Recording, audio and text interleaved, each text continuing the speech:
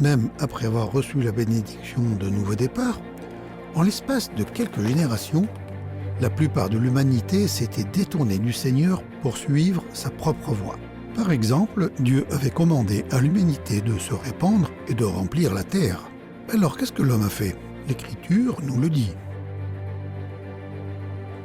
Tout le monde parlait la même langue et se servait des mêmes mots. Partis de l'Est, les hommes trouvèrent une large vallée en basse Mésopotamie, l'Irak actuel, et s'y installèrent. Ils se dirent les uns aux autres « Allons, au travail pour mouler des briques et les cuire au four ». Ils utilisèrent les briques comme pierre de construction et l'asphalte comme mortier. Puis ils se dirent « Allons au travail pour bâtir une ville avec une tour dont le sommet touche au ciel. Ainsi nous deviendrons célèbres et nous éviterons d'être dispersés sur toute la surface de la terre. » Au lieu de louer le grand nom du Seigneur, les bâtisseurs de la ville voulaient qu'on les loue eux.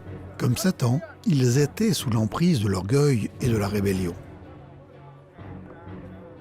En cherchant à construire une tour qui touche au ciel, ils agissaient comme les gens religieux d'aujourd'hui qui espèrent atteindre le ciel par leurs efforts personnels. Comme Caïn, ces gens étaient religieux, mais ils ne tenaient pas compte du plan de Dieu pour obtenir le pardon et la justice. Ils ne mettaient pas leur confiance en Dieu et en son plan. Aussi le Seigneur dit « Allons, descendons mettre le désordre dans leur langage et empêchons-les de se comprendre les uns les autres. » Le Seigneur les dispersa de là sur l'ensemble de la terre. Et ils durent abandonner la construction de la ville. Voilà pourquoi celle-ci porte le nom de Babel. C'est là, en effet, que le Seigneur a mis le désordre dans le langage des hommes. Et c'est à partir de là qu'il a dispersé les humains sur la terre entière.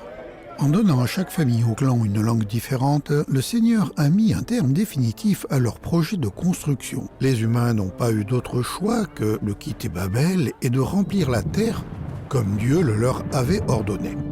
Les humains n'ont pas terminé la construction de leur tour, mais les projets de Dieu se sont accomplis tels que prévus.